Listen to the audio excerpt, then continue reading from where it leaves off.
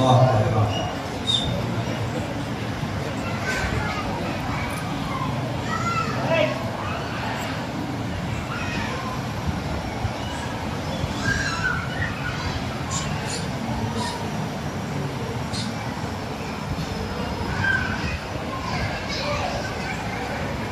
حول ولا قوة إلا بالله العلي العظيم. حسبنا الله ونعم الوكيل، نعم المولى ونعم النصير. بسم الله الرحمن الرحيم. الحمد لله الواحد الأحد الفرد الصمد الذي لم يلد ولم يولد ولم يكن له كفوا أحد. ثم الصلاة والسلام والتحية والإكرام على الرسول الأمي المكي المدني الهاشمي القرشي المطلبي مولانا ومولا الكونين جد الحسن والحسين أبي القاسم المصطفى محمد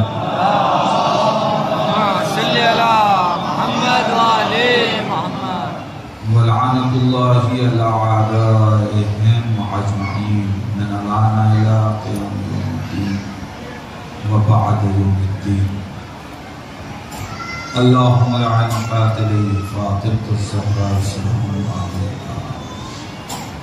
اللهم لعن قتلة الحسين وأولاده وأصحابه أجمعين. أما بعد فقد قال الحسين عليه السلام بسم الله الرحمن الرحيم هل من ناصر ينصرنا. صلوات اللهم صل على محمد وآل محمد. حضرات گزارش ہے ایک بار سورہ حمد اور 3 مرتبہ سورہ اخلاص کی تلاوت فرما کر بانی ہزار میرا صاحب شہید کی روح کو عیسیٰ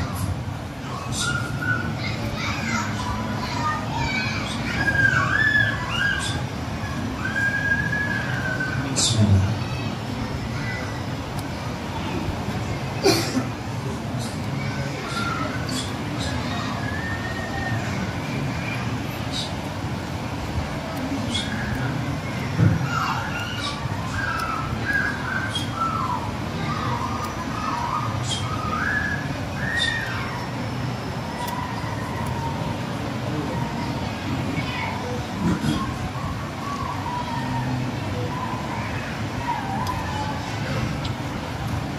اپنی اپنی عبادتوں کی قبولیت کے لیے اور دعاؤں کی استجابت کے لیے مل جل کے صلوات پڑھو.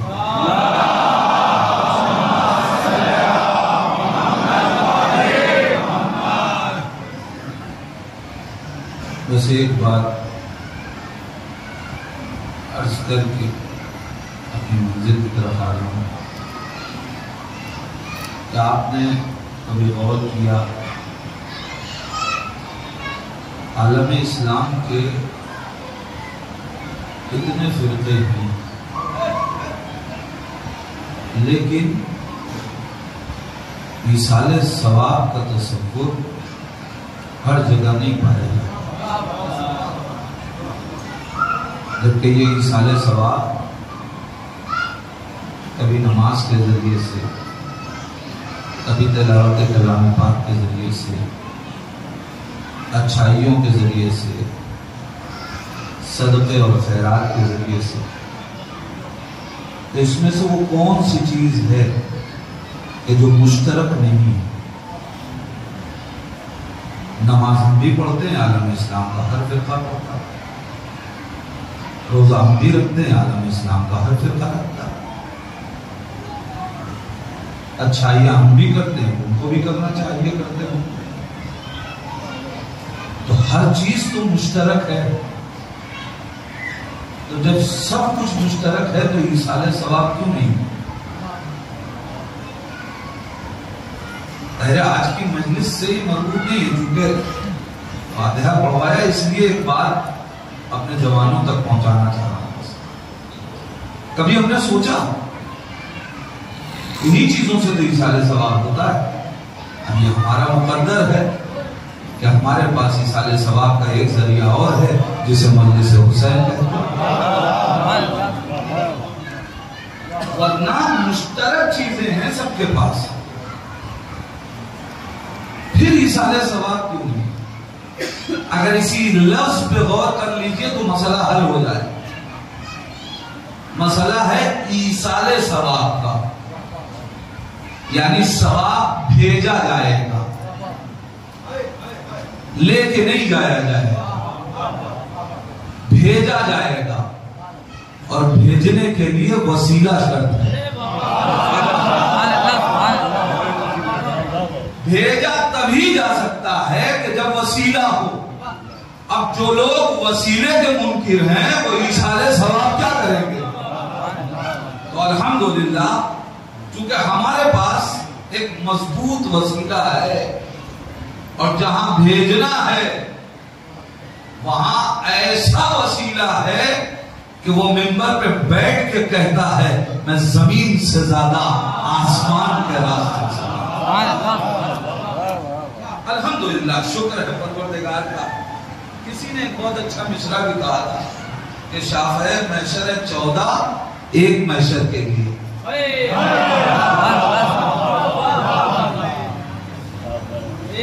یہ ضمن میں ایک بات آ گئی. آج ہم جس کا غم منانے کے لیے بیٹھے وہ پیغمبر عاشورہ ہے.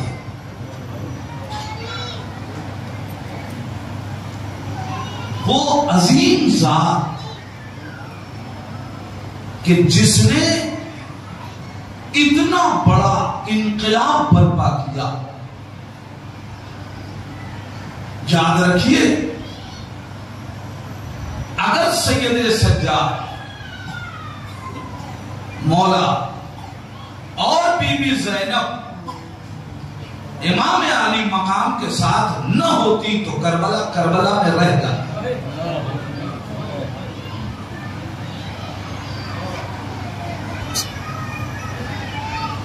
یہ ہم تک اگر پہنچ گئی تو یہ ان کا احسان ہے کہ جس نے دشت میں جہاں حسین کا سر قلم کر دیا گیا وہاں مقصد حسین کو مرنے نہیں دیا اور اپنی کاوشوں سے کربلا کو پوری کائنات میں منتشر کیا. میں نے آج سلام سخن کے طور پہ جس جملے کو آپ کے سامنے پیش کیا ہے، دیکھیں کسی ملک کا رہنے والا ہو، کسی زبان کا جاننے والا ہو، اگر عزادار ہے اور اصلی عزادار، وقتی عزادار نہیں.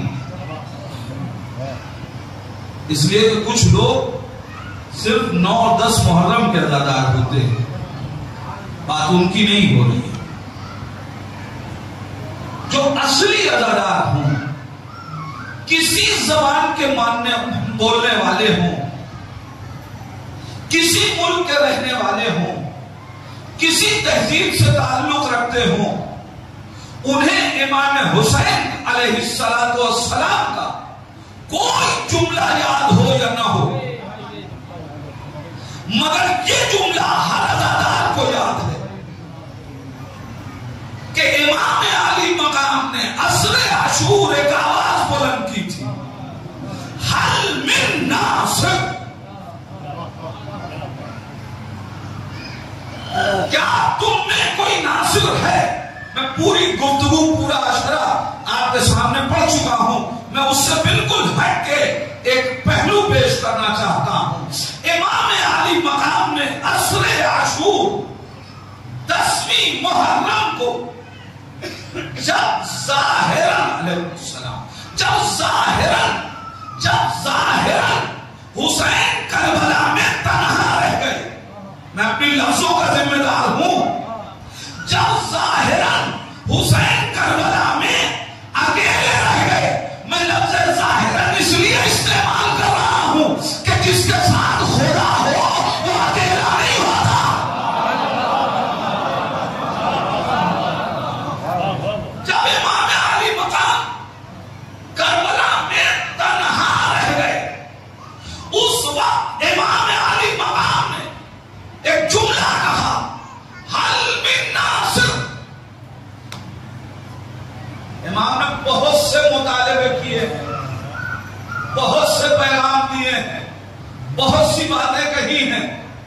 لیکن اس میں جو مطالبہ ہے وہ ایک شرط کے ساتھ ہے.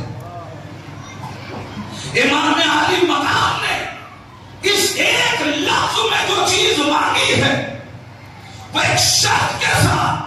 حسین کہہ رہے ہیں حل من ناصر، کیا تم میں کوئی ناصر ہے؟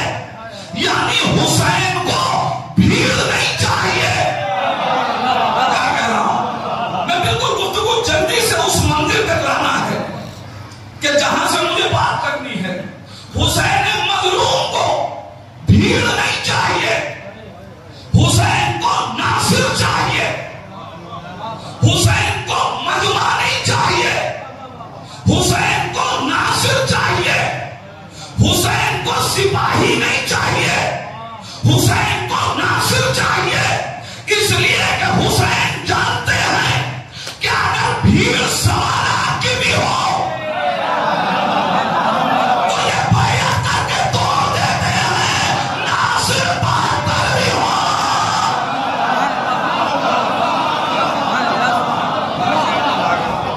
حسین مظلوم کو بھیڑ نہیں چاہیے، مجمع نہیں چاہیے، ناصر چاہیے. حل من ناصر، کیا تم میں کوئی ناصر ہے ینصرنا، جو ہماری نصرت کرے. حسین مظلوم کو ناصر چاہیے. عزیزان ایمان، آج 1400 برس کے بعد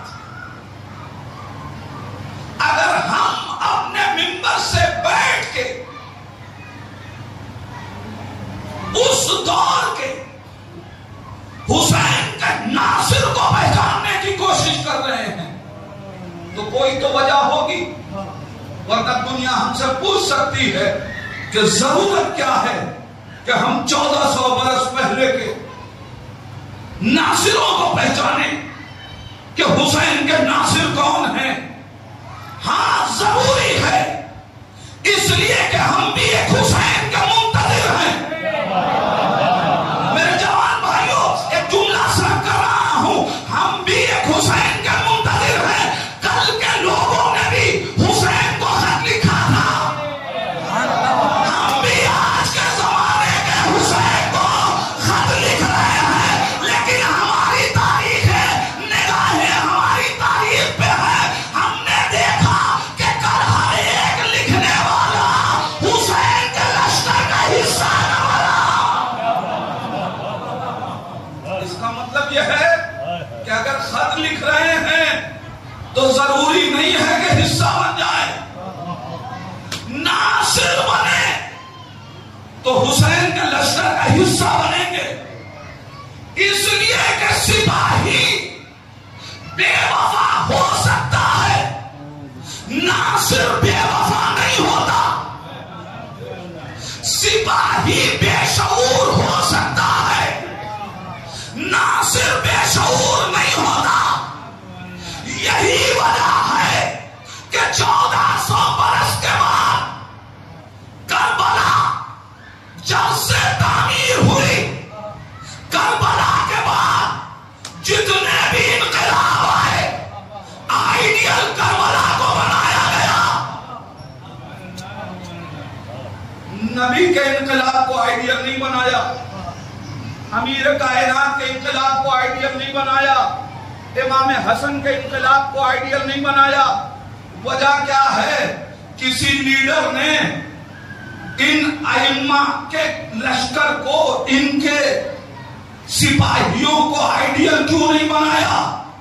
اس انقلاب میں رہبر کی کمی نہیں تھی، نصر لشکر میں تھا، لہذا آئیڈیل نہیں بنایا. اب دلیل سنیے کہ کیوں نہیں بنایا جاتا آئیڈیل. مہاتما گاندھی نے بھی امام حسین ہی کے لشکر کو آئیڈیل بنایا ہے.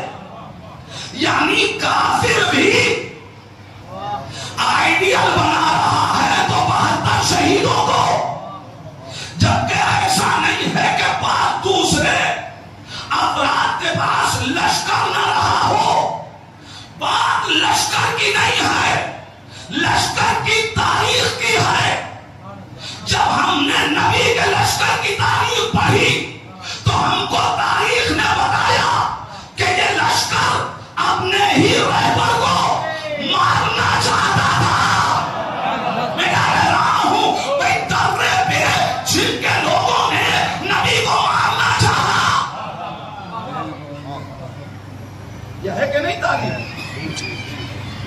کو مارنا چاہتے تھے، اللہ نے بچا لیا۔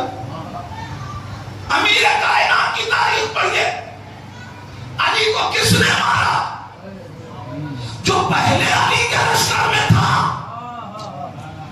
ابن مدر نے مارا۔ امام حسن کے پیر پہ ساوات میں چاقو کس نے مارا؟ اس کا مطلب یہ ہے کہ ہر ایک رہنما کا لشکر اپنے رہبر کو مارنا چاہتا تھا۔ ایک حسینی وہ تھے جن کے لشکر میں ہر ایک اپنے کو مار کے رہبر کو بچانا چاہتا۔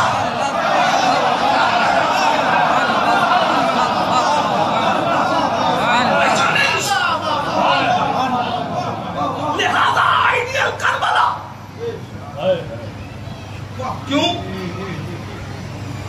کیوں عزیزان ایمان، میں آپ سے پوچھوں کس لشکر کی گفتگو کرنی ہے؟ نہیں، کس لشکر کی بات کرنی ہے؟ کس ناصر کی گفتگو ہو؟ کربلا کے لشکر میں جو سب سے چھوٹا ناصر تھا، میں آ رہا ہوں اپنی منزل تک، صرف ایک مرحلہ طے کرنا ہے مجھے۔ کربلا میں جو سب سے چھوٹا ناصر تھا وہ بھی اتنا باشعور تھا کہ وہ آیا ہے، لایا نہیں گیا۔ میں اپنے لفظوں کا ذمہ دار ہوں۔ علی اصغر کربلا میں آئے ہیں، لائے نہیں گئے۔ کیا مطلب ہے؟ کہا پڑھو 28 رجب کی تاریخ، جب تک حسین سے کہلوا نہ لیا، اس کا مطلب بتا دیا علی اصغر نے کہ دنیا سوچے بھئی جس کے گھرانے کا 18 دن کا بچہ بھی مقتل میں اپنی شجاعت کے ساتھ آئے، وہاں کسی کو گھیر کے نہیں لایا گیا۔ کربلا میں آنے کے بعد بھوکے ہیں علی اصغر، پیاسے ہیں علی اصغر۔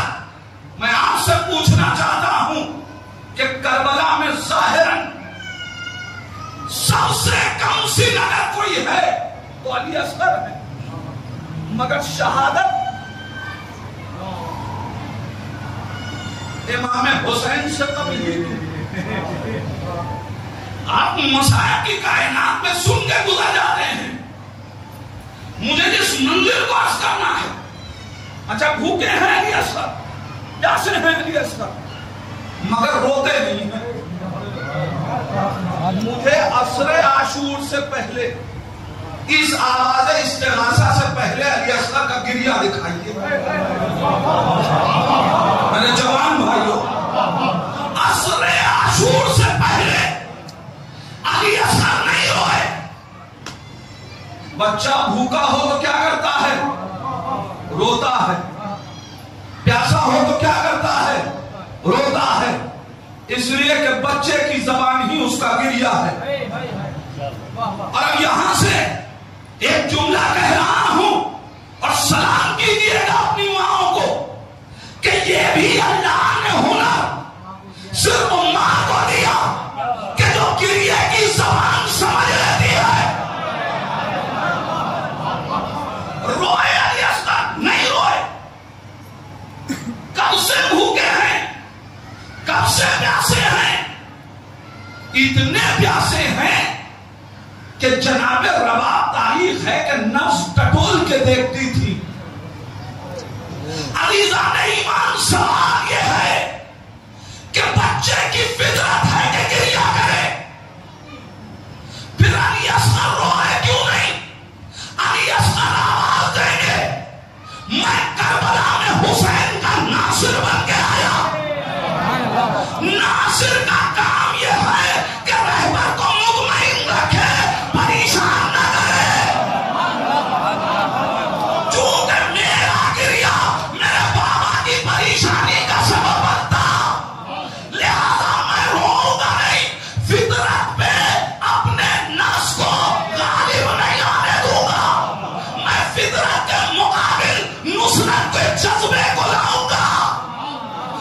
فطرت کے مقابل نصرت کے جذبے کو لاؤں گا تو مجھے کہنے دیجئے اس 6 ماہ کے شعور پہ صحابیت کا بڑھاوا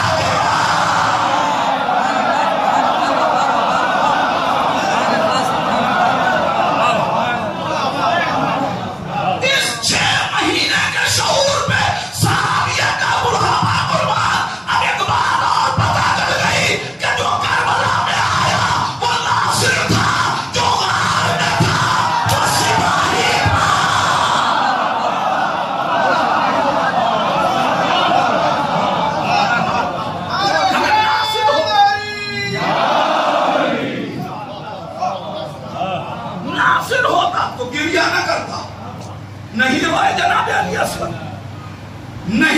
جناب علی اصغر تو پھر یاسر عاشور کیوں روئے؟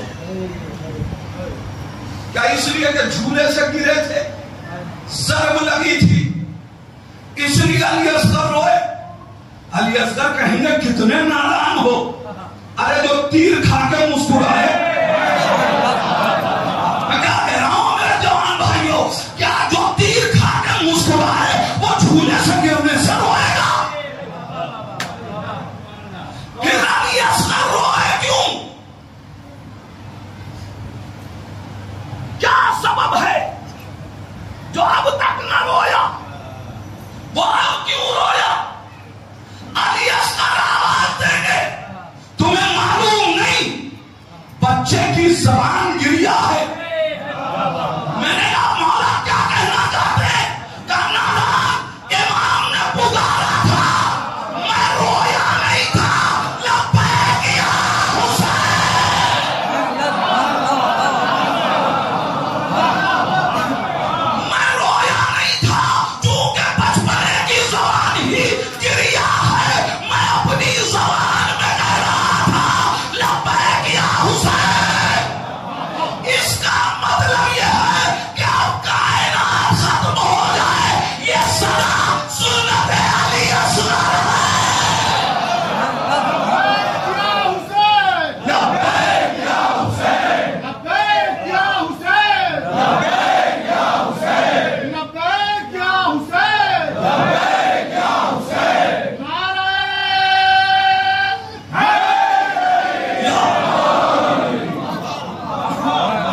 اور اب کائنات سوچے کہ جس کے گھرانے کے 6 مہینے کے علی کو معلوم ہے کہ کہاں کیا کرنا چاہیے، اس کے گھرانے کا 34 سالہ علی کیا اسے نہیں معلوم؟ مگر کائنات کیا کہہ رہی ہے؟ رک ایک بات اور یاد رکھیے گا احسان علی اصغر کہ علی اصغر نے امام علی مقام کی آواز پہ لبیک کہہ کے پوری کائنات پہ احسان کیا، اس لیے کہ یاد رکھیے امامت آواز دے تو اس کی آواز صدا بصحرا نہیں رہ سکتی۔ اگر علی اصغر نہ بولے ہوتے تو زمین کہتی، آسمان بولتا، دریا بولتے، چرند بولتے، پرند بولتے، ایک بے زبان نے بول کے نہ جانے کتنوں کو خاموش رکھا۔ یہ احسان ہے علی اصغر۔ اور اب اسی گھرانے کا 34 سالہ علی، آپ ذرا سوچیں دنیا کیا کہہ رہی ہے؟ خاموش امام تھے،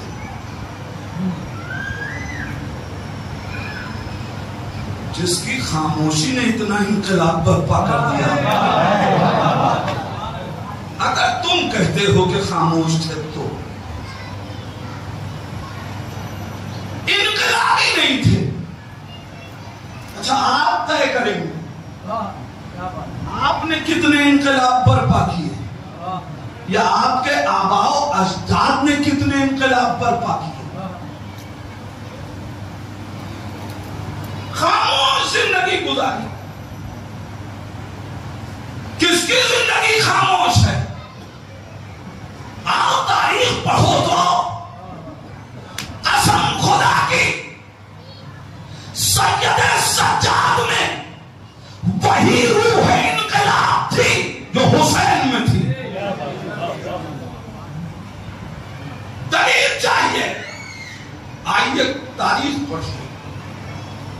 سید سجاد کے انقلاب.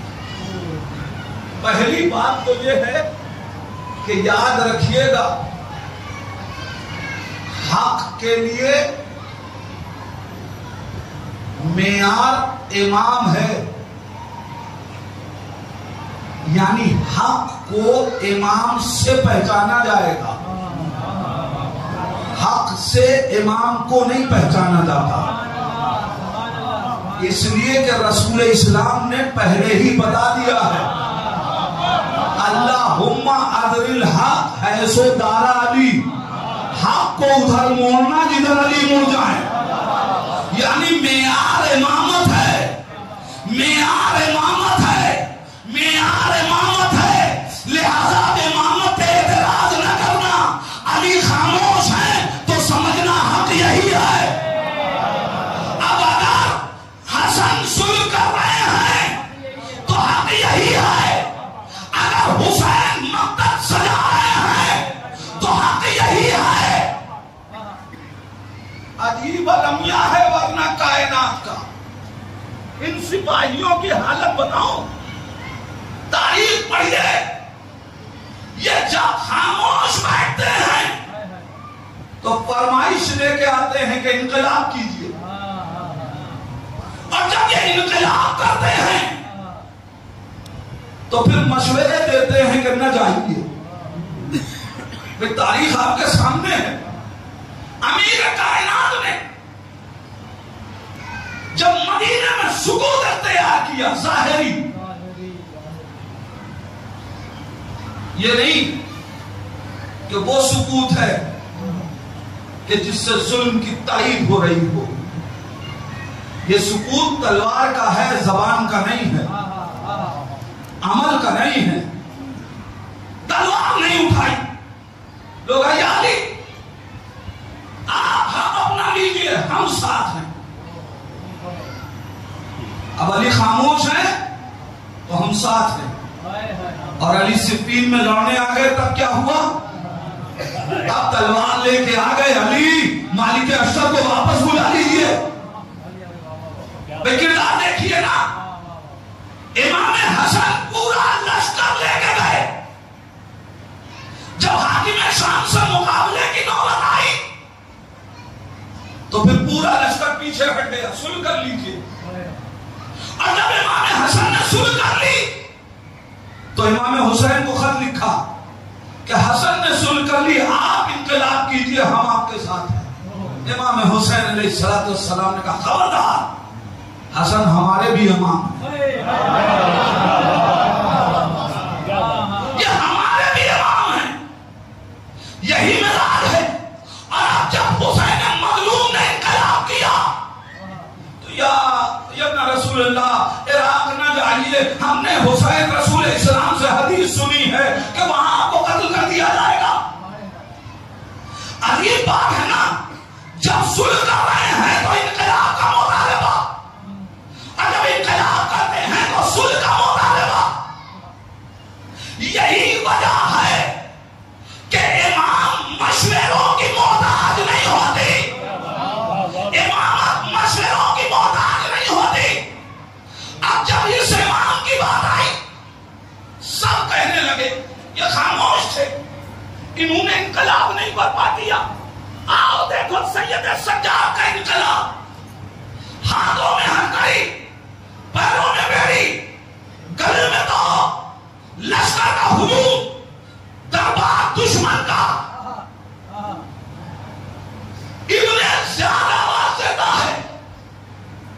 جب سید سجاد، جب جناب زینب رسوا کر چکی، بار بار خطاب کر رہا تھا بی بی زینب کو، بی بی زینب نے کہا میں تجھے کلام کے لائق نہیں سمجھا. اور اب اس کے بعد جب سید سجاد کو پوچھا یہ کون، یہ کون ہے، کہا یہ علی بن الحسین ہے. واقعہ آپ کا سنا. دلیل کے طور پہ ایک بات کہہ کے آگے بڑھا، یہ علی بن الحسین ہے. اچھا، ان کو تو کربلا میں قتل کر دیا گیا. امام سیدہ ان کو تو کربلا میں خدا نے قتل کر دیا. جیسے کہ امام سیدہ سجاد نے سنا کان تم قتل تم ہو، میرا وہ بھائی تھا جس کو تم نے قتل کیا ہے. یعنی اپنا کام خدا پہ نہ ڈالو. آپ مجھے بتائیے کہ یہ خاموشی ہے تو گفتگو کیا ہوگی کہ بھرے کوفے میں قاتل کے چہرے کو بے نقاب کر دیا. گفتگو جس منزل تک لے جانی ہے. آپ جواب کوفے سے اسیر کر کے ظاہری طور پہ شام میں لائے گئے. اور اب یہی وہ منظر ہے کہ جہاں امام نے پوری سلطنت کو تہمارا کر دیا. تاریخ کہتی ہے کہ جس وقت یزید کے دربار میں لایا گیا اور یزید نے کو تعارف کرایا گیا، اس وقت یزید نے ایک اہتمام کیا تھا. وہ اہتمام کیا تھا؟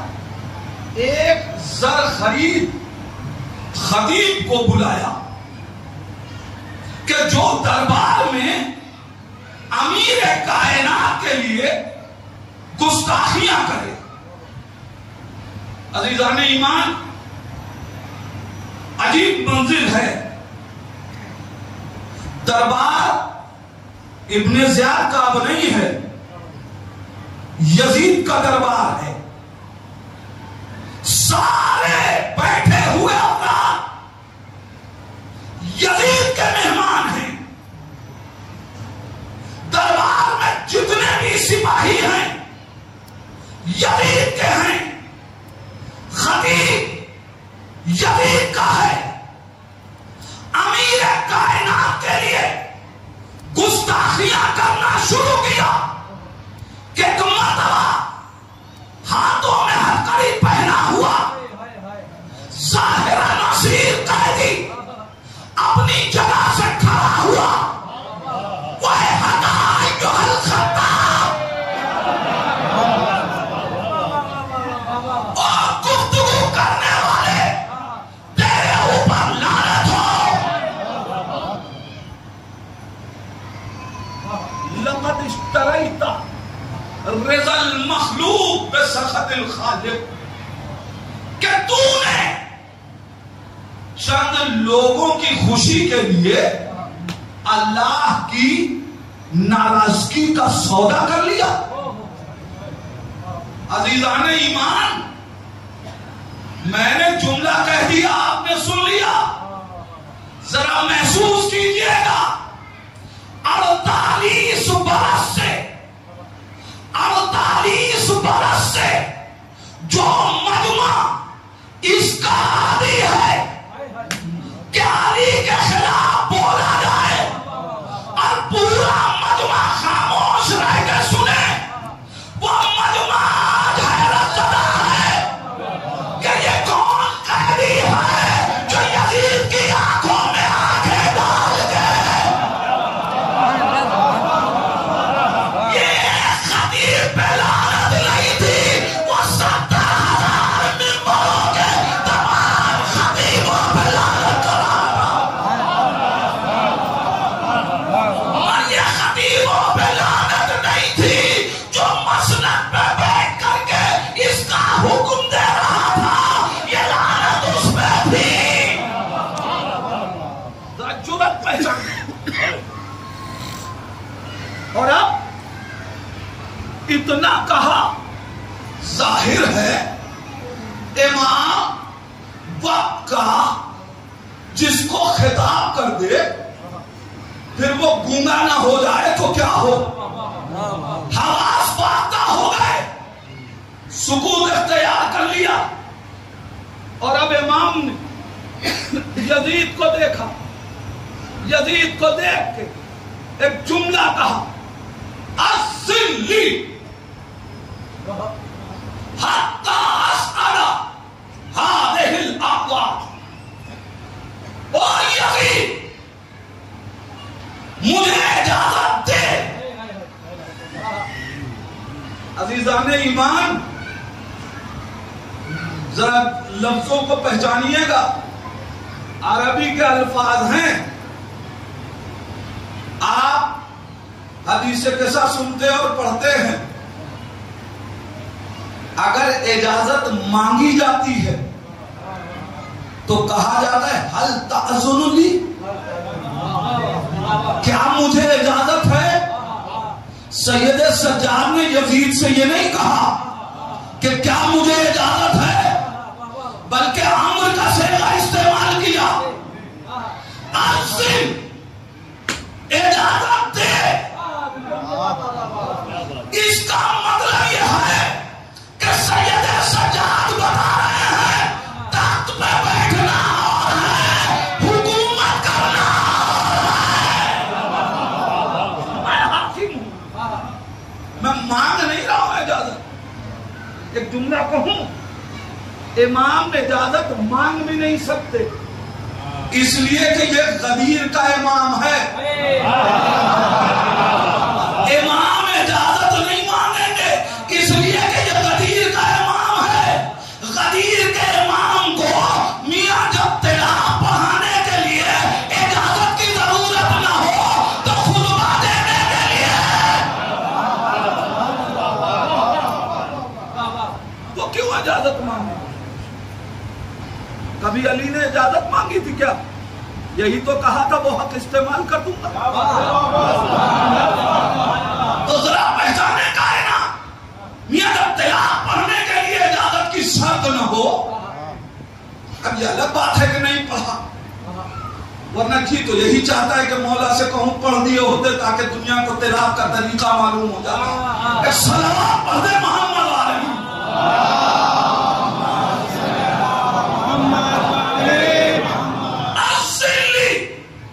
مجھے اجازت دے تاکہ میں ان لکڑیوں کے ڈھانچے پہ جاؤں. اللہ رے نصرت سید سجاد. سید سجاد نے بھائی دربار میں منبر کو لکڑیوں کا ڈھانچہ بنا کے بتا دیا. یاد رکھو جب اسے منبر نہیں کہا جا سکتا تو بیٹھنے والے کو خلیفہ کیا کہا.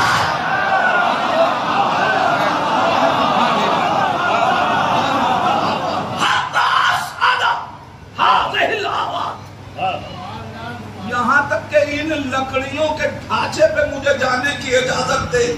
اسی کو کہتے ہیں ناصر، کہ جو بتا دے کہ یاد رکھنا، صرف حلیہ دیکھ کے دھوکہ نہ کھا جانا.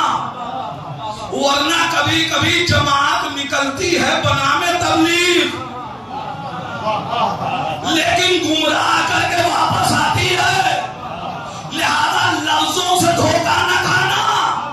شکلن ممبر ہے مگر آج ہی بتا رہا ہوں، ممبر اسی کو کہتے ہیں جس پہ اہل بیت کا حق بیان ہو. نہیں دلیل نہ دوں تو بات نہ مانیے گا. پورے مجمع نے غدیر میں دیکھا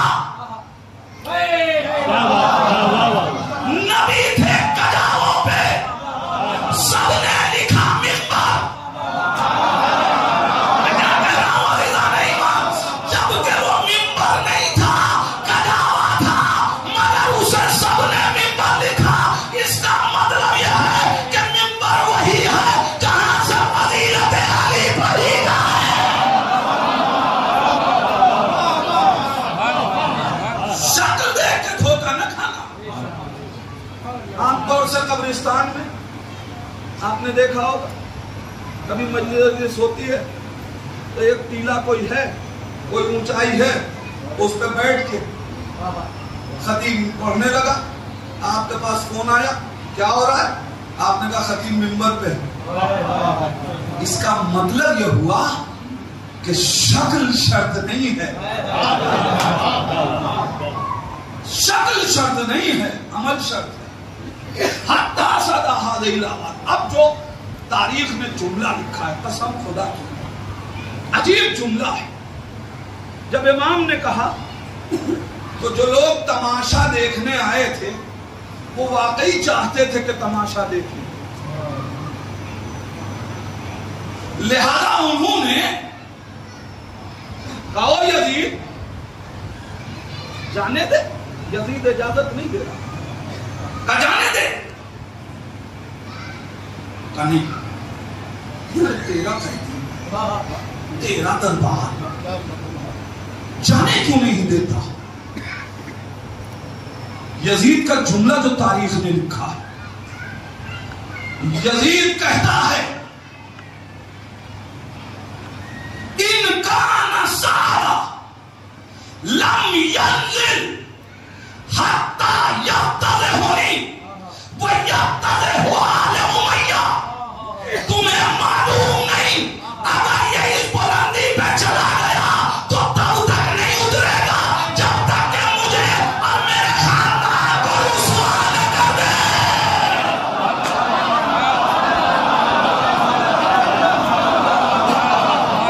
یہ اس وقت تک نہیں اترے گا جب تک کہ مجھے اور میرے خاندان کو رسوا نہ کر دے۔ پہلی ہی مجلس میں یزید نے بتا دیا، مجلس حسین سے اسی لیے کہے گا دشمن حسین گھبرا رہا ہے کہ یہاں قاتل ہی نہیں خاندان رسوا ہو جاتا ہے۔ اور اب امام سید سجاد، میرے جوان بھائیو، امام منبر پہ آئے اور آنے کے بعد اب جب لوگوں نے اصرار کیا مجبور ہو گیا، امام منبر پہ آئے۔ اب میں منبر کہہ رہا ہوں اس لیے کہ اب صاحب منبر امام منبر پہ آئے اور آنے کے بعد آواز دیتے ہیں حمد باری تعالیٰ کے بعد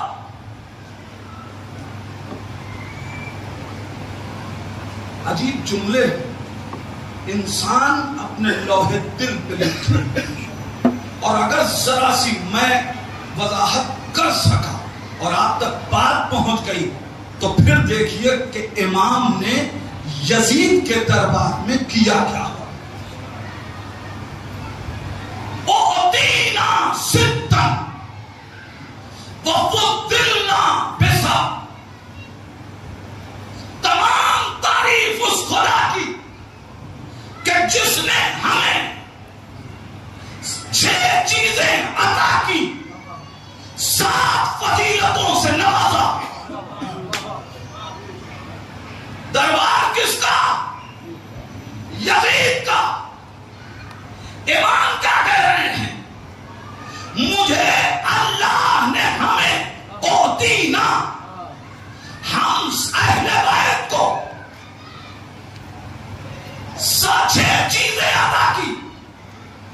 وہ 6 چیزیں کیا ہیں؟ العلم والحلم والسماحة والشجاعة والفصاحة والمحبة في قلوب المؤمنين۔ عجیب مرحلہ ہے قسم خدا کی، ہمیں اللہ نے 6 چیزیں عطا کی، اللہ نے عطا کی۔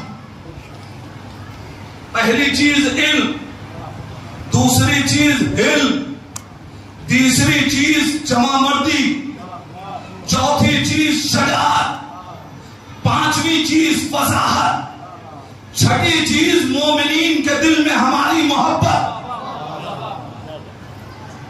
نہیں عزیزہ نہیں، امام نے جو لفظ رکھی ہے وہ کیا ہے؟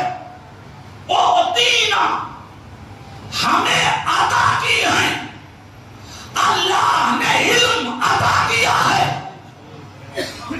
عزیزان ایمان، امام یزید کے دربار سے بتا رہے ہیں ہمیں کسی کے پڑھانے کی ضرورت نہیں ہے، اللہ نے ہمیں علم عطا کیا ہے۔ اور جب کائنات سوچے کہ جب ہم کو دنیا میں آ کے پڑھنے کی ضرورت نہ ہو تو نبی کو پڑھنے کی ضرورت کیا ہے؟ اللہ نے عطا کیا ہے، اور خدا جو چیز عطا کرے اسے کوئی چھین نہیں سکتا۔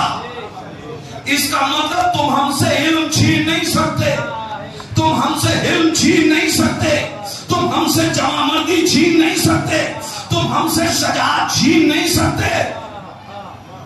یزید کے دربار میں سید سجاد نے ایک جملہ نہیں کہا کہ تم ہم سے شجاعت چھین نہیں سکتے۔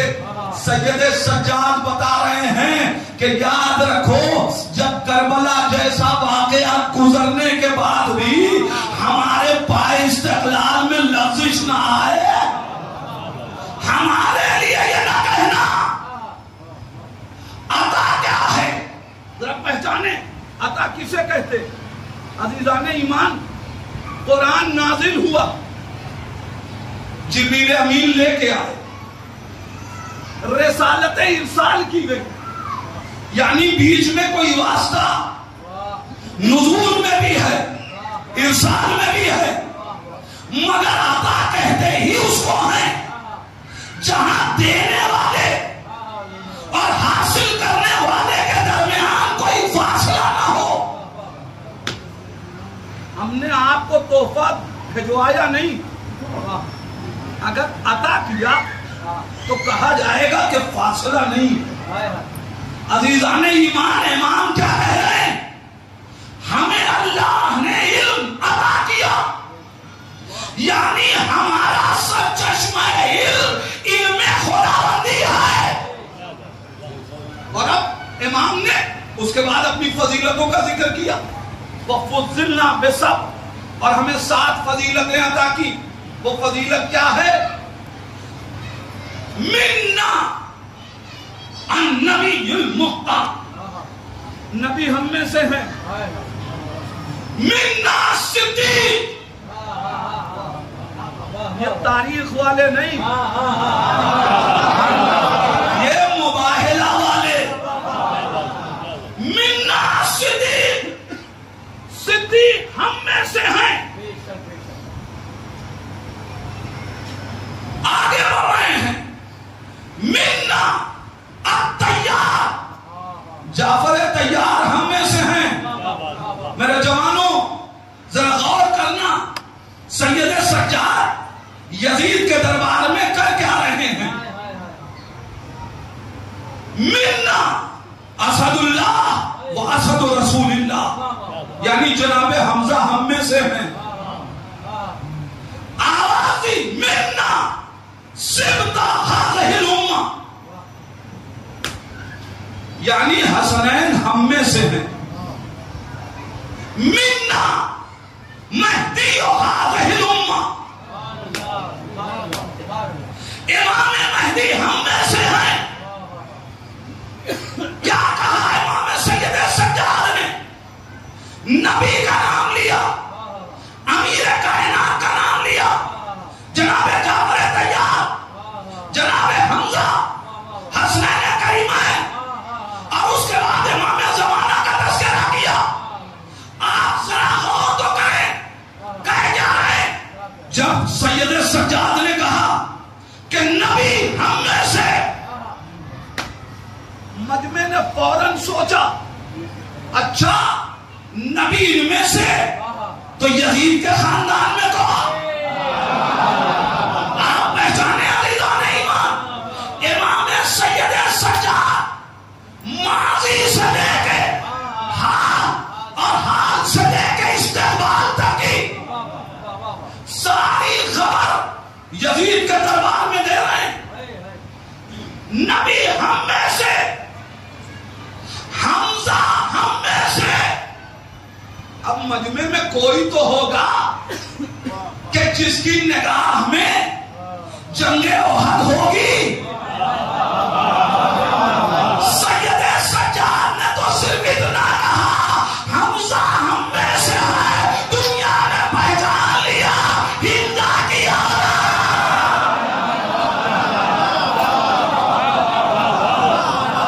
یہ ایک لفظ نہیں ہے، پورا مقایسہ ہو رہا ہے۔ علی ہم میں سے تو دنیا نے پہچانا علی کے مقابلے میں جو آیا وہ حاکم شام یزید میں سے عزیزان ایمان. اس کے بعد جناب حسنین کریمہ انتخاب کی. پھر تاریخ نگاہوں میں کھل پھر گئی. عزیزان ایمان یہاں تک تو اس دور کی بات تھی. امام نے کیا کیا؟ امام نے کہا نبی ہم میں سے یعنی ابتدا بھی ہماری. میں کہہ رہا ہوں عزیزان ایمان سید سجاد یزید کے دربار میں جو یہ سوچ رہے تھے کہ یزید نے آج بنی ہاشم کو ختم کر دیا، جو یہ سوچ رہے تھے حسین مارے گئے، جو یہ سوچ رہے تھے کہ شریعت مٹ گئی، جو یہ سوچ رہے تھے اسلام ختم ہو گیا، یزید کے دربار میں کھڑے ہو کے امام سید سجاد نے آواز دی مہدی ہم میں سے ہے یعنی ابتدا بھی ہماری ہے انتہا بھی ہماری ہے. جملہ نہیں ہے عزیزان ایمان. جناب زینب کے اس جملے کی تشریح کر دی کہ جہاں جناب زینب نے آواز دی کہ خدا کی قسم واللہ لا تمحو ذکرنا، خدا کی قسم تم ہمارا ذکر مٹا نہیں سکتے، دلیل سید سجاد نے دے دی. عزیزو اس امام کو خاموش کہا جائے گا نہیں صاحب. اصل میں اس وقت تو کربلا ہوئی تھی، لہذا اب غصے میں تھے، جوش میں تھے، لہذا کہہ دیا. اس کے بعد مدینے میں تو خاموش رہے. ہم نے کہا دیکھو مدینے کی تاریخ پڑھو. مدینے میں سید سجاد کے خطبے کا عالم جو ہوا، 3 انقلاب آئے. پہلا انقلاب کوفے سے اٹھا، وہ خطبہ دربار ابن زیاد کا اثر تھا کہ جس نے کوفے کے لوگوں کو انقلابی بنایا، شام میں انقلاب برپا کیا تو رہائی دینی پڑی. مدینے میں آئے، ایک تقریر کی، مدینے نے انقلاب برپا کیا. واقع ہر راہ جسے کائنات یاد کرتی ہے. امام سید سجاد تو چپ رہے. انہوں نے کیا کیا؟ شریعت کہاں پہنچائی؟ ایاذم باللہ خاکم بدہن. ایک امام کا کام ہے کہ وہ شریعت کے اصول کی حفاظت کرے، شریعتوں کو پہنچائے. مگر امام تو پوری زندگی روتے رہے. ہاں سچ ہے کہ امام روتے رہے، مگر تم نے سمجھا ہی نہیں اس امام کے گریے کا اثر کیا ہے، اس امام کے آنسوؤں کا اثر کیا ہے. یاد رکھیے گا ہر گریہ قابل تعریف نہیں ہوتا، ورنہ تاریخ کے دامن میں بہت سے گریے نظر آئیں گے. رونے والے غار میں بھی روئے، رونے والے یوسف کے بھائی بھی تھے. رونے والوں کی تاریخ بہت ہے، لیکن ہر ایک آنسو انقلابی نہیں ہوتا. مگر سید سجاد کا گریہ، اب میرے جوان بھائیوں ذرا محسوس کیجئے گا کہ سید سجاد نے اپنے گریے سے کون سا ذہنی انقلاب برپا کیا. تاریخ کہتی ہے کہ چند کام مدینے میں آ کے سید سجاد نے کیے. ایک کام غلاموں کی تربیت. غلام خریدتے تھے، سال بھر تک تربیت کرتے تھے. تربیت کرنے کے بعد عید کا دن آتا تھا، غلاموں کو بلاتے تھے، کیا ہم نے تمہارے ساتھ کوئی زیادتی کی؟ نہیں آتا. کہا جاؤ ہم تمہیں آزاد کر رہے ہیں. دشمن یہ سمجھ رہا ہے کہ امام سید سجاد ہماری طریقے سے انہیں بھی غلام پالنے کا شوق پیدا ہوا ہے، لہذا غلام خرید رہے ہیں. کوئی یمن کا غلام، کوئی کوفے کا غلام، کوئی شام کا غلام، کوئی مصر کا غلام، مختلف شہروں سے اسلامی غلام خرید رہے ہیں، سال بھر تربیت کرتے ہیں، سال بھر تربیت کرنے کے بعد سید سجاد کو تقریر کی اجازت نہیں ہے، سید سجاد کو درس دینے کی اجازت نہیں ہے، لیکن آدمی اپنے غلام کی جیسے چاہے تربیت کر سکتا ہے۔ اگر سید سجاد مسند درس بچھانے کی اجازت ہوتی تو مسند درس بچھاتے۔ جو یزید ایک تقریر کا انجام دے چکا، وہ اب سید سجاد کو تقریر کی اجازت نہیں دے گا، لہذا غلام خریدے۔ درباری بھی سوچ رہے ہیں کہ چلو اتنے دن یہاں رہے تو شاید کچھ اثر ہمارا انہوں نے قبول کر لیا۔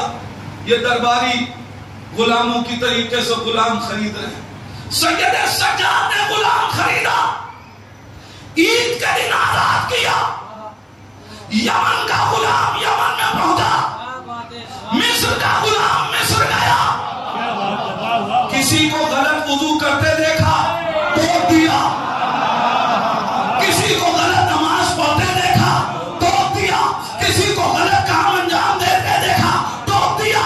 ہر آدمی حیرت سے، ارے تو تو غلام ہے، تو کیسے ٹوک رہا ہے؟ تجھے شریعت کا مسئلہ کیا معلوم؟ ایک مرتبہ آواز دیتا ہے، میں نے سال بھر تک اس کے گھرانے میں تربیت پائی، جہاں اسلام اترا دنیا سمجھ رہی ہے کہ سید سجاد غلام خرید کے آزاد کر رہے ہیں۔ سید سجاد مدینے میں تو خاموش ہے، مگر ہر جگہ اب سید سجاد کی تبلیغ پھیل رہی۔ خاموش رہا یہ اس نے کچھ نہ کیا۔ عجیب بات ہے، تاریخ پڑھتے نہیں، اعتراض کرتے ہو۔ امام نے تبلیغ کی اپنے آنسوؤں سے۔ کیسے تبلیغ کی؟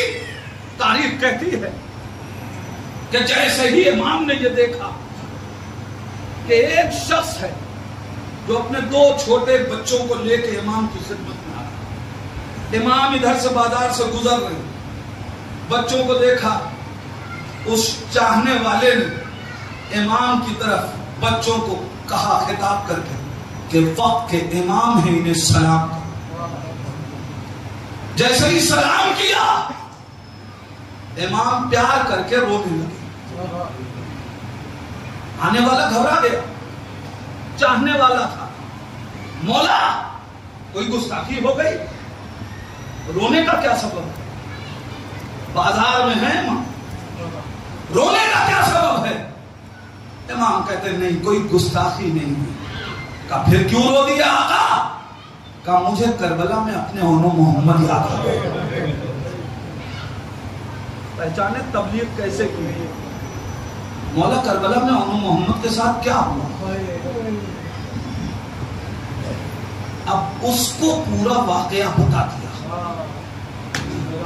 امام تو چپ ہو گئے، اب وہ جہاں جہاں گیا اس نے یہ واقعہ نہیں بتایا، بلکہ ہر جگہ مظلومیت حسین کی داستان پہنچا دی۔ ایک واقعہ سنا کرتے ہیں، امام جب بھی بازار سے گزرتے تھے، قصاب اپنی دکانوں پہ پردے ڈال دیتے تھے۔ میرے جوان بھائیوں سوچا کر، کیوں ایسا کیوں ہے کہ یہ قصاب اپنی دکان پہ پردے ڈال دیں؟ یہی بتایا جاتا ہے کہ چونکہ امام جب جانوروں کی کٹی ہوئی گردن دیکھتے تھے تو انہیں کربلا یاد آتی تھی۔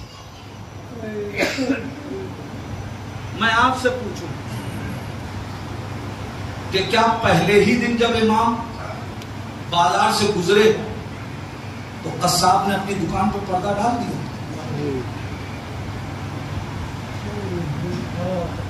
امام پہ پابندی ہے نا کہ آپ تقریر نہ کریں، امام کا کام ہے دین پہنچانا۔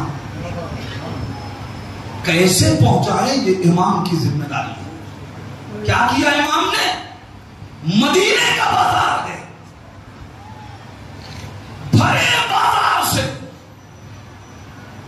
پہلے دن امام گزرے تو پردے نہیں پڑے تھے، امام نے دیکھا، امام روئے، فرزند رسول رونے کا سبب قصاب ٹھہر گئے، ایسا گریا فرزند رسول رونے کا سبب۔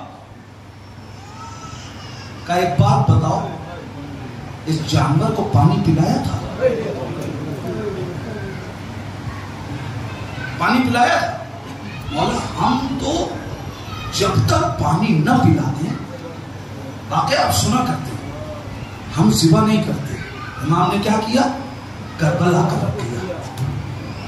ہائے میرا بابا، 3 دن کا بھوکا اور پیاسا مارا گیا۔ واقعہ سن لیا آپ نے؟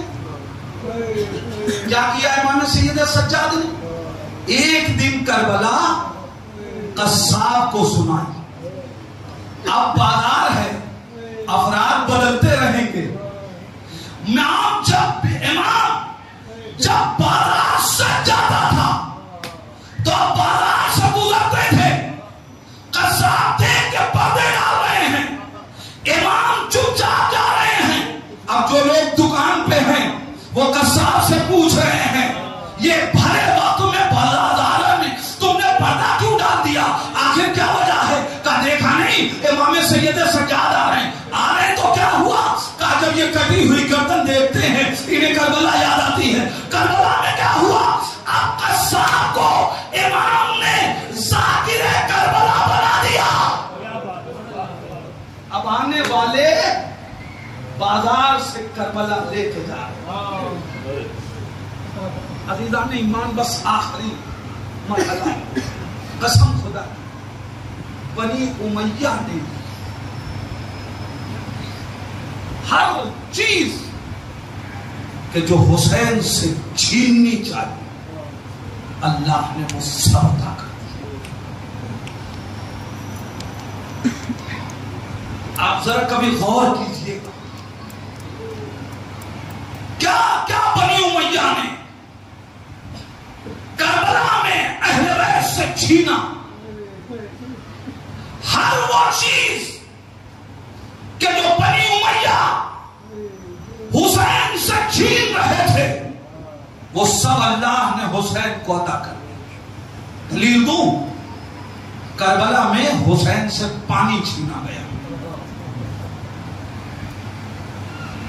خداوند عالم نے کہا تو صحیح، اگر بنا میں حسین میں کائنات میں سبیلے نہ سجوا دوں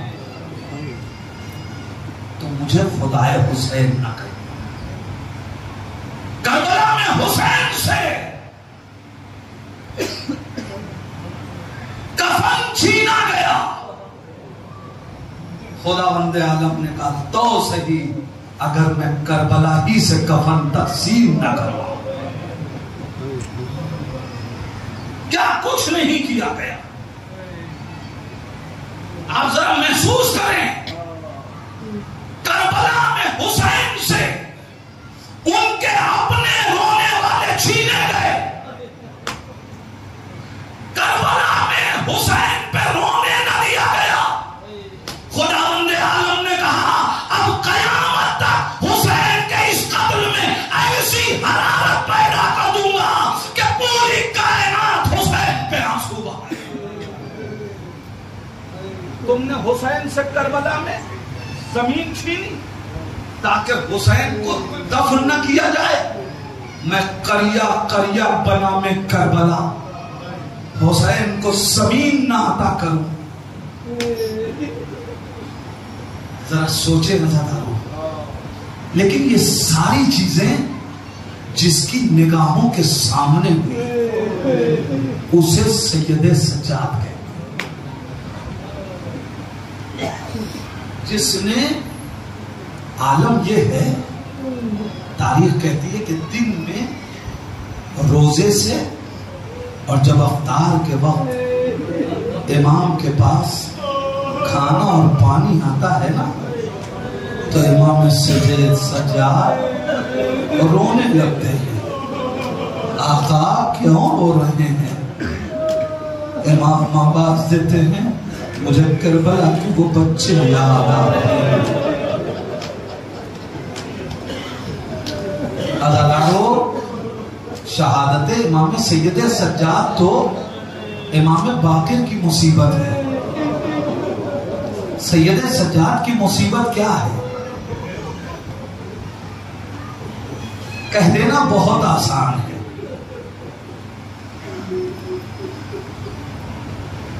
ایک لفظ میں انسان بات کہہ کے گزر جاتا ہے کہ پوری زندگی سید سجاد کربلا کے پیاسوں کو یاد کرتے رہے. میں صرف ایک جملہ کہہ رہا ہوں، محسوس کیجئے گا کہ پیاسے کیسے تھے جن کو سید سجاد یاد کر رہے تھے.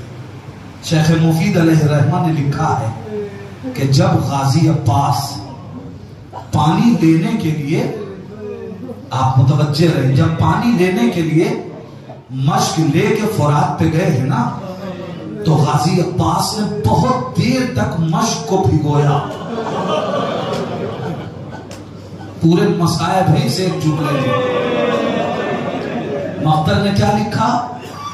میں یہ بتانا چاہتا ہوں کہ سید سجاد جن پیاسوں کو یاد کرتے تھے وہ پیاسے تھے کیسے. مشک کو غازی عباس نے بہت دیر تک دریا میں بھگویا. کیوں بھگویا؟ اس لیے کہ مشک چمڑے کی تھی، دھوپ سے اتنی سوکھ گئی تھی. جوانوں مجھے پتا ہے بڑے حساس ہو، میں آہستہ آہستہ اس منظر کو طے کر رہا ہوں. مشک چمڑے کی تھی، دھوپ سے اتنی سوکھ گئی تھی کہ مشک کا دہانہ آپس میں مل گیا تھا. لہذا عباس کو بہت دیر لگی. بہت دیر کے بعد مشک کا دہانہ کھلا تو مشک پانی مشک میں غازی نے بھرا. سن لیا ذرا میں سوچ رہا تھا جب میں نے یہ روایت پڑھی تو میں سوچ رہا تھا کہ جب پیاس کی شدت سے، دھوپ کی شدت سے مشک سوکھ کے آپس میں مل رہی ہو تو سکینہ کے کلیجے کا، علی اصغر کے گلے کا کیا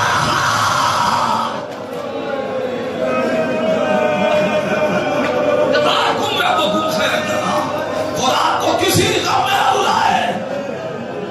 آج اس امام کا ماتم ہے کہ جو ساری زندگی کربلا پہ روتا رہا. نہیں میں نے غلط کہا، پوری کربلا پہ سید سجاد کو رونے کا موقع کہاں ملا. سید سجاد کو صرف ایک منظر پہ روتے رہے، اشار اشار.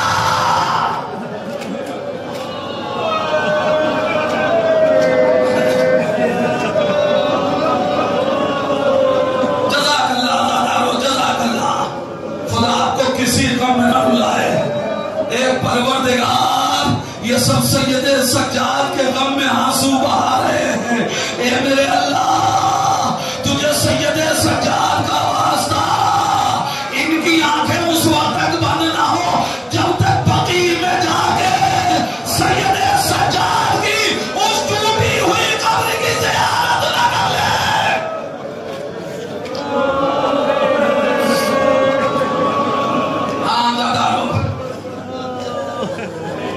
ایران میں ایک مجلس ہو رہی تھی، اس میں ذاکر مصائب پڑھ رہے تھے.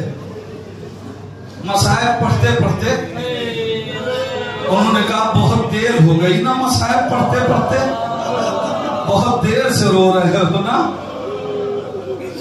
بہت گریہ کر رہے ہو، لیکن آج کے اس مصائب کو بہت نہ سمجھنا. بقیع کے غریبوں کے مصائب سنا کرو، اس لیے کہ جب بقیع میں زیارت کو جاؤ گے نا وہاں جی چاہے گا کہ کوئی مصائب پڑھے مگر وہاں کوئی مصائب پڑھنے نہ دیا جائے گا. ارے یہ بقیع کا وہ غریب ہے ارے جس کی قبر ویران پڑی ہے.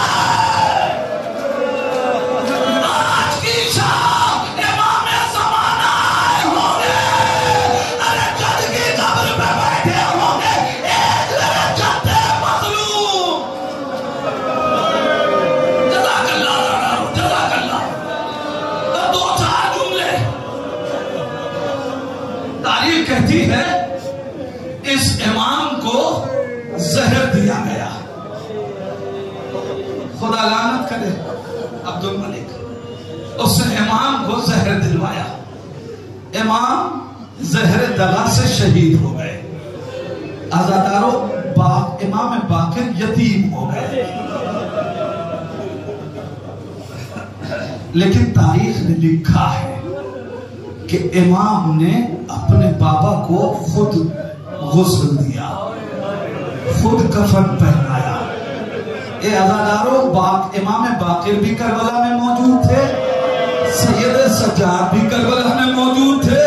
ذرا سوچو جس وقت اپنے بابا کو غسل دے رہے ہوں گے کیا کربلا یاد نہ آئی ہوگی؟ کیا بابا کی غربت یاد نہ آئی ہوگی؟ کیا وہ منظر یاد نہ آیا ہوگا؟ ارے جب جوان بیٹے کو باپ کے جنازے کے سامنے سے گزارا جا رہا تھا امام کے چہرے کا رنگ بدلا. زینب نے دیکھا اے بیٹا سید سجاد یہ کیا ماجرا. اے بوبی اماں جس کا جوان بیٹا اس کے بابا کا جنازہ غسل دیا.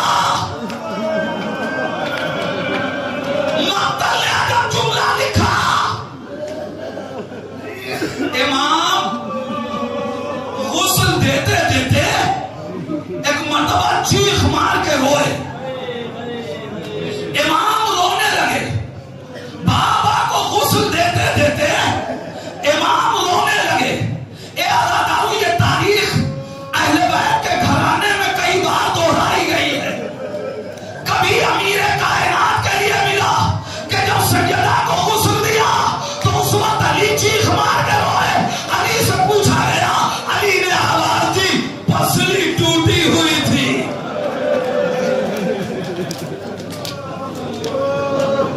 خدا مجھے طاقت دے میں حق مسائب ادا کر سکوں. عزادارو کیا کہا تاریخ نے؟ پسلیاں ٹوٹی ہوئی تھی. امیر کائنات کا ہاتھ پہنچا مولا کائنات نے گریہ کیا. اے عزادارو مگر مدینے کے بعد شام میں غسالہ نے غسل دیا. جب کرتا اتارنا چاہا چیخ مار کے روئی. بی بی کیا اس بچی کو کوئی بیماری تھی؟ زینب نے کہا بی بی ایسا کیوں کہہ رہی ہو؟ کہے بی بی جب کرتا اتارتی ہوں تو کھال کرتے میں لگے آ رہی ہے. اے عزادارو امام باقر آواز دیتے ہیں جب ان سے پوچھا گیا مولا آپ کیوں روئے؟ آواز دی ابھی بھی پشت پہ تو روتے نشان. میرا بابا کربلا سے شام تھا. جزاک اللہ جزاک اللہ. خدا ان آوازوں پہ رحمت نازل کرے. بھئی ایک منظر مجلس ختم تھا. غسل دے دیا گیا کفن پہنایا گیا. مدینے میں پہلا جنازہ جو بڑی شان و شوکت سے اٹھ رہا ہے. آج اس جنازے کو رات کی تاریکی میں بھی دفن نہیں کیا جا رہا ہے. اس جنازے پہ تیر بھی نہیں چل رہا ہے. یہ مدینے کا پہلا جنازہ ہے جو کربلا کے بعد مدینے میں اٹھا تو لوگوں کا ہجوم ہے. امام گئے ارے بابا کو دفن کیا. مقتل کہتا ہے دفن کر کے آئے. امام کا ایک ناقہ تھا جس پہ امام نے متعدد حج کیے تھے. عزاداروں، مقتل نے لکھا کہ امام کا وہ ناقہ تڑپ رہا تھا، بہت بے چین تھا۔ ایک مرتبہ امام باقر نے شخص کو بلایا، کہا یہ ایسے تاب نہیں لے آئے